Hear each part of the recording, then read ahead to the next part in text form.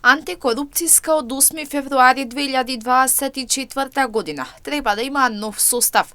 Мандатот на актуелните членови на комисијата завршува на 7 февруари и тие согласно со законот немаат право на повторен избор, ниту на продолжување на мандатот до избор на нова комисија.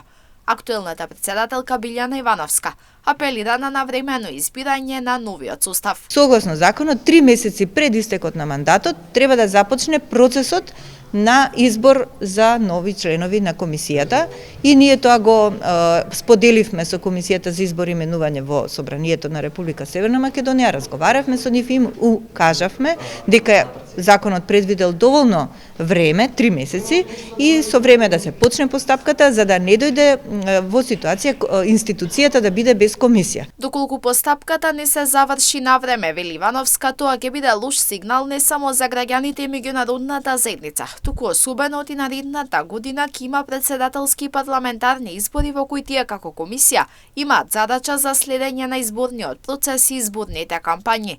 Ивановска смета дека овој состав постигнал добри резултати. Мислам дека ние постигнавме добри резултати, имајќи во предвид дека претходно оваа институција имаше негативни оценки од страна на Европската комисија. Доволно да ги погледнете оценките, таму се бележи и нашиот резултат.